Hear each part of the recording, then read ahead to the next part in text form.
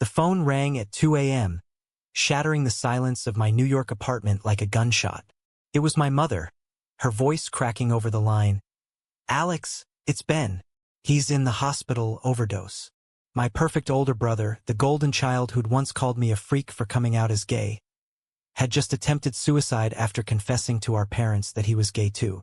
I stared at the ceiling, heart pounding, memories flooding back like a tidal wave.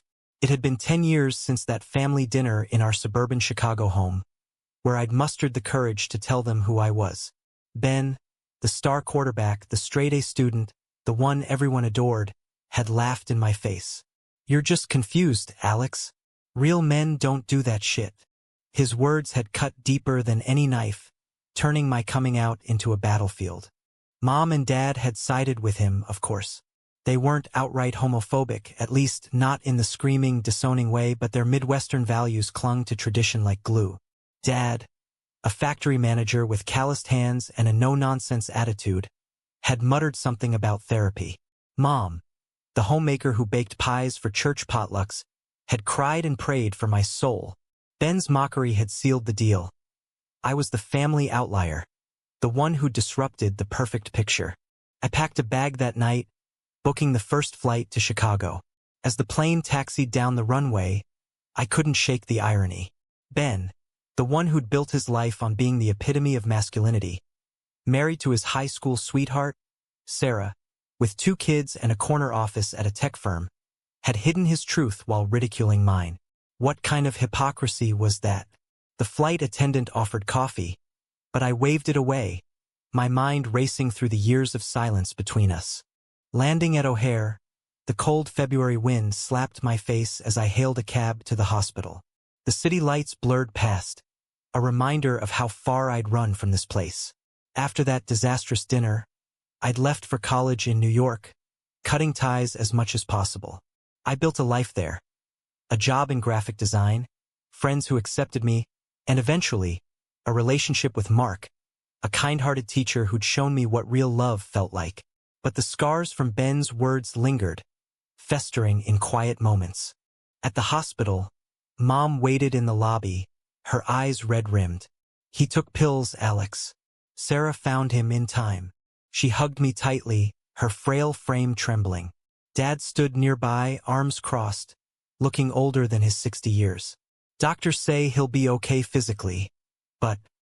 He told us everything before he did it. We walked to Ben's room in silence.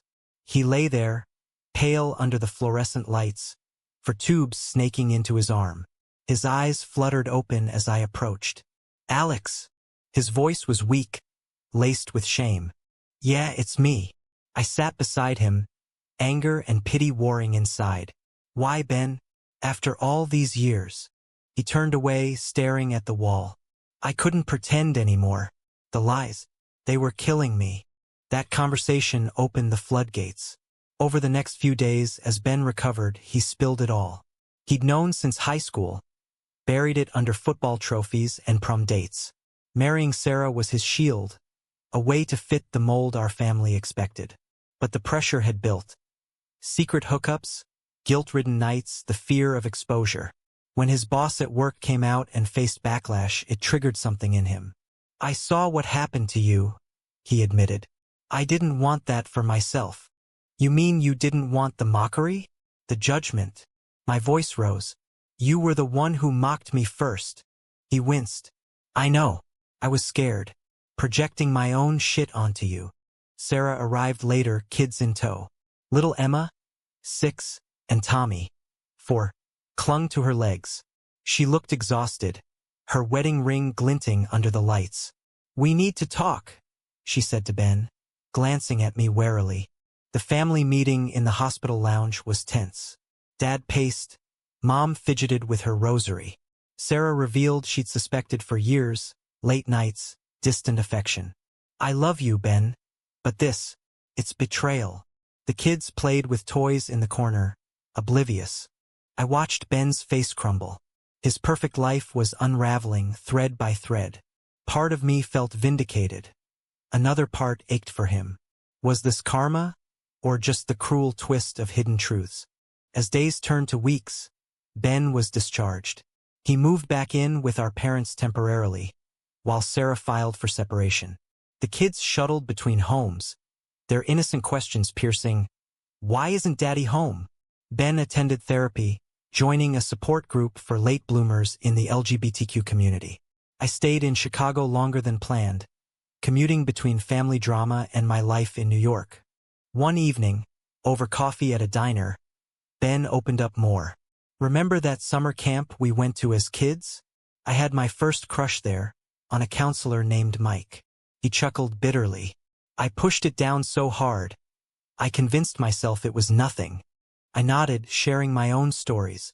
For the first time, we connected as equals, not rivals. But the damage lingered. Our parents struggled. Dad's silence spoke volumes. Mom's prayers intensified.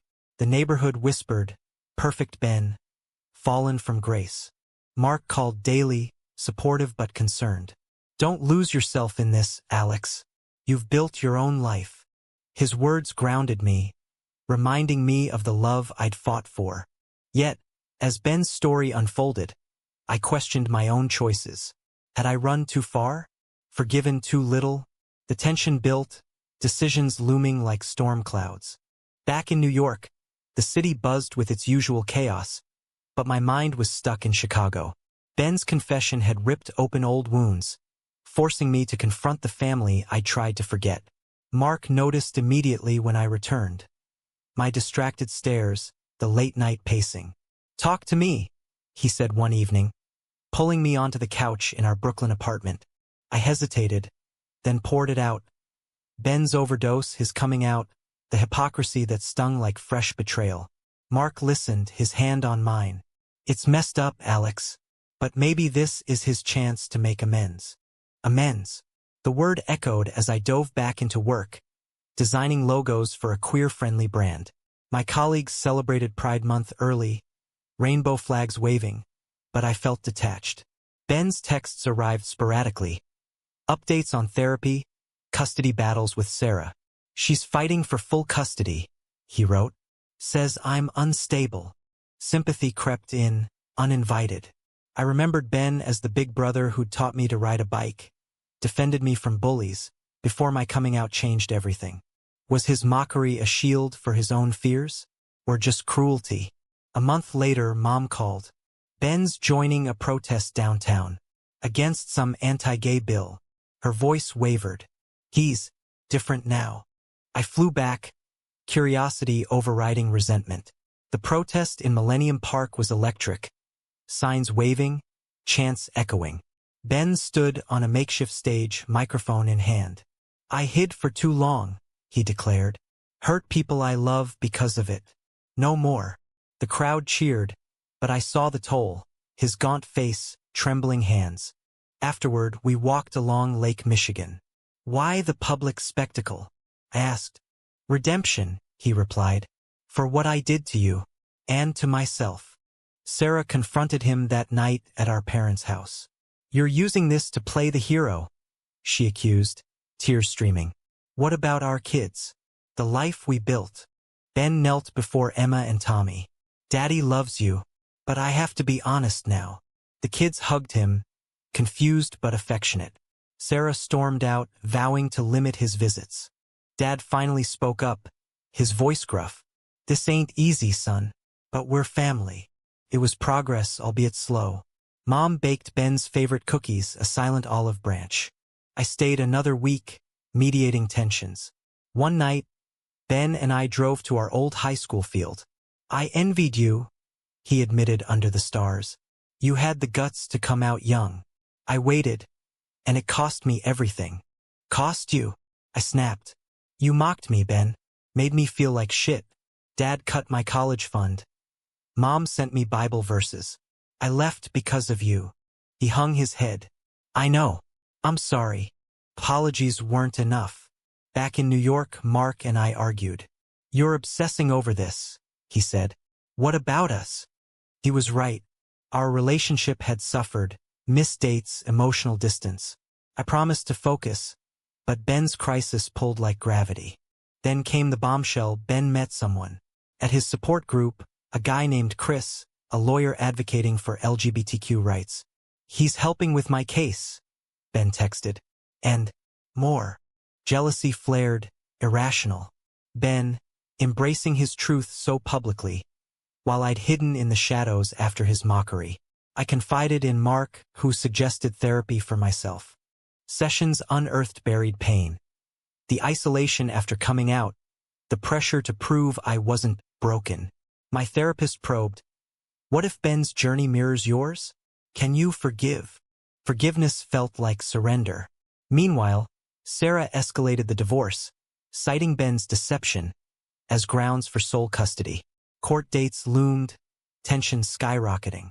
I returned for the hearing, sitting in the sterile Chicago courtroom. Ben looked sharp in a suit, but his eyes betrayed fear. Sarah's lawyer painted him as unreliable, referencing the overdose. Ben's attorney countered with therapy reports, character witnesses. The judge ruled joint custody, a small victory. Outside, Sarah hugged Ben briefly. "For the kids," she whispered. That night, Ben introduced me to Chris over dinner. Tall, confident, with a warm smile. "Heard a lot about you, Alex." We talked late, sharing stories. Chris's activism inspired Ben, pushing him toward advocacy work. But cracks showed. Dad grumbled about parading it around.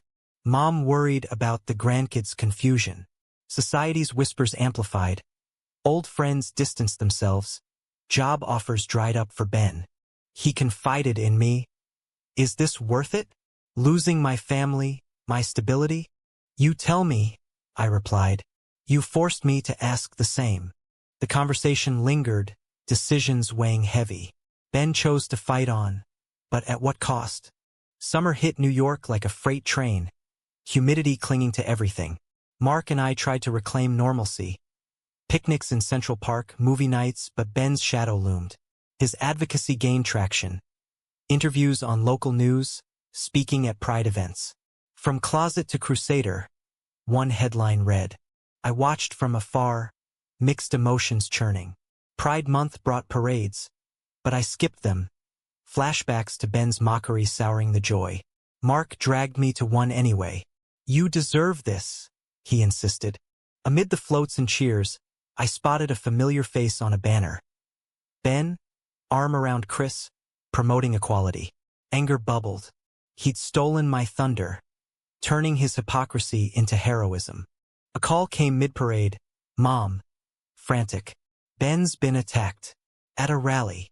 Heart-dropping, I rushed to the airport. In Chicago, Ben lay in another hospital bed, bruises blooming on his face. "Protesters," he muttered. Threw punches, called me names. Chris sat vigil, holding his hand. "He's tough," Chris said, "but this shakes him." The assault made national news, sparking debates on hate crimes. Ben's story went viral. The perfect straight guy turned gay advocate, targeted for his truth. Sympathy poured in, but so did backlash. Online trolls echoing our family's old prejudices. Dad visited, awkward but concerned. "Ain't right what they did." His words marked a shift, acceptance budding. Sarah brought the kids, who drew get-well cards. "Daddy's a hero," Emma said innocently. Ben recovered slowly, the incident fueling his fire. "I won't back down," he vowed. But privately, doubts crept. What if they're right? What if I'm destroying everything? I confronted him. "You think you're the only one who suffered? Your mockery destroyed me first." Tears fell. "I was wrong, Alex. Help me fix this." Reluctantly, I agreed. We planned a family intervention, addressing buried resentments. In the living room, tensions exploded. Mom admitted, "I prayed you'd change, Alex. Feared for your soul." Dad confessed, "Thought it was a phase. Didn't want to lose you both." Sarah shared her pain. "You lied to me, Ben. Built our marriage on sand." Ben apologized profusely. "I hurt everyone hiding. No more secrets." The session ended in hugs, fragile peace. But society pushed back. Ben lost his job. Cultural fit cited. Chris's firm offered him a role, but it meant relocating to D.C. "Go," I urged. "Start fresh." He hesitated. What about the kids? Joint custody adapted. Video calls bridging distance. Emma and Tommy adjusted. Resilience shining. Back in New York, Mark proposed over dinner. Marry me, Alex. Let's build our future. Joy surged, but Ben's chaos tempered it. We set a date, inviting family. Ben arrived early, Chris in tow. Congrats, bro. His sincerity surprised me. Wedding planning unearthed more drama. Conservative relatives boycotted, citing lifestyle choices. Mom pleaded for understanding. Dad stood firm. Their loss. The ceremony in a Brooklyn garden was intimate, vows exchanged under blooming arches. Ben gave a toast. To Alex, who showed me courage. I'm proud to be your brother. Applause rang, but whispers followed. A cousin confronted Ben. Hypocrite. You bashed him. Now you're one of them. Ben stood tall. I was wrong. Learning from mistakes. Post-wedding, Ben's move to D.C. accelerated. He thrived in advocacy, testifying before Congress on hate crime bills. Media dubbed him a symbol of change. But personal costs mounted. Sarah remarried, kids calling her new husband Dad. Ben's visits grew bittersweet. One call, he broke down. Is this the price? Losing my children. Truth has a cost, I said. You taught me that. Our bond strengthened, phone calls turning confessional. I shared my own struggles. Workplace discrimination, lingering family awkwardness. Mark and I honeymooned in Hawaii, bliss interrupted by news. Ben's bill passed, a victory. Pride swelled, for him, for us. Yet doubts lingered. Had Ben's journey redeemed him, or amplified the pain he'd caused? Fall leaves blanketed New York, mirroring the changing seasons in our lives.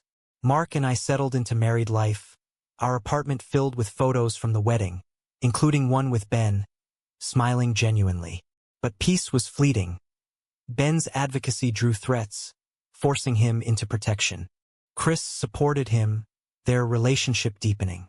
He's my rock, Ben told me over video. Like Mark for you. Envy flickered. Ben had leaped into openness, while I tiptoed. Therapy helped unpack it. Resentment stems from unhealed wounds. A family Thanksgiving in Chicago tested progress. Ben flew in, Chris joining. Tension simmered. Dad avoided eye contact with Chris. Mom overcompensated with questions. At dinner, Emma asked innocently, Uncle Alex, why do you have a husband? The table froze. I explained gently, because I love him, like Mommy loved Daddy. Ben added, and that's okay. Sarah, there with her new husband, nodded. Love is love. But later Dad pulled Ben aside. This changes everything. The grandkids. Ben pushed back. They'll grow up tolerant, Dad. Unlike how we did. The argument escalated, old prejudices surfacing. Mom mediated, tears flowing. We've come far. Don't regress. I intervened. Remember my coming out? The pain? We've evolved. Dad stormed out, returning apologetic. Hard to unlearn, boys. The holiday ended on a high note, board games bridging gaps. Ben confided, Chris wants kids. Surrogacy. Ambition clashed with reality. After what I put mine through? Learn from it, I advised. Back home, Mark and I discussed adoption. Our family, he said. Dreams took shape. Ben's career soared. A book deal on his journey. From denial to defiance. Royalties helped with child support. But backlash intensified. A conservative group doxed him. Threats escalating. Chris urged caution. Ben doubled down. One night, a brick through their window. Slurs painted. Police investigated, but fear gripped. Ben called, voice shaking. Is this worth it, Alex? You chose this path, I replied. For change. He paused. Your forgiveness means everything. Winter brought more trials. Sarah sought to modify custody, citing Ben's dangerous lifestyle. Court again, emotions raw. Ben testified, my past lies hurt, but honesty now defines me. The judge maintained joint, warning stability. Relief washed, but exhaustion showed. Chris proposed, "Marry me, solidify us." Ben accepted, planning a DC wedding. We attended, elegant affair. Vows echoed our own, promises of truth, support. Toasts flowed. I spoke. "Ben, you mocked my truth once. Now you live yours. Proud." Applause, but a heckler outside protested. Security handled it. Post-wedding, Ben's book launched. Reviews mixed. Some praised redemption, others decried hypocrisy. A talk show invited us both. "Brothers in arms," the host quipped. On air we shared, my pain, his regret. "I betrayed him," Ben admitted. "But family heals." Viewers responded. Support letters, hate mail. The exposure boosted my design career, queer clients sought me. But personal toll, Mark felt sidelined. "It's always Ben." We argued, nearly breaking. Counseling saved us. Communication key. Ben faced similar. Chris chafed at the spotlight. Decisions loomed. Scale back advocacy? Ben chose balance, focusing on policy over publicity. Spring renewed hope. Emma's birthday party united us. Laughter. Cake. Ben whispered, "Thanks for sticking by." "Family," I replied. Yet questions nagged. Had his mockery been forgivable? The price paid? The DC cherry blossoms bloomed as Ben and Chris hosted a housewarming. Their new home screamed stability. Picket fence, family photos. Emma and Tommy ran the yard, giggling. Sarah dropped them off amicably. "Co-parenting works," she said. Inside, conversations flowed. Dad grilled burgers, chatting with Chris about law. Mom baked pies, sharing recipes. I marveled at the transformation. "From mockery to this," I told Ben. He nodded. "Your strength inspired me." But undercurrents stirred. A neighbor's sideways glance, a whispered comment. Society's acceptance was surface level. Ben's book tour kicked off, cities blurring. I joined for New York stop, signing sessions packed. Fans shared stories. "Your hypocrisy helped me forgive mine." Critics heckled. "Faker." Security tightened. One evening, post-event, Ben broke. "Do they see the pain? The cost?" "Authenticity matters," I reassured. Mark and I pursued adoption, interviews grueling. "Stable home?" they asked. "Yes," we affirmed. Approval came, joy overwhelming. We prepared for a baby girl. Ben celebrated via call. Uncle duties await. But his world cracked. A scandal. An ex-lover from his closeted days leaked messages, painting Ben as manipulative. Media frenzy. Hypocrite exposed? Ben denied coercion, but damage done. Sponsors dropped. Friends distanced. Chris stood by. "We fight this." Lawsuit followed. Defamation claimed. Family rallied. Dad called contacts. Mom prayed. I flew to DC supporting. Truth prevails. Court vindicated Ben, but reputation scarred. He questioned everything. Was coming out a mistake? "No," I said. Hiding was. Recovery slow. Ben refocused on family. Visits to kids increased. Bonds mending. Our baby arrived. Lily, bundle of joy. Baptism united us. Ben held her. New beginnings. Yet old wounds itched. At a quiet dinner, I confronted. "Your mockery shaped me. Forgiven, but not forgotten." He accepted. I pay daily. Summer brought pride again. Ben marched subdued. Chris beside. I joined with Mark and Lily, family complete. But society pushed. Anti-LGBTQ laws rose. Protests surged. Ben testified again, voice steady. Personal betrayal hit. A family friend outed as the leaker's ally. Confrontation. Jealous of your change. Ben forgave, but trust shattered. Decisions weighed. Continue fighting? He did, but with boundaries. Fall elections loomed.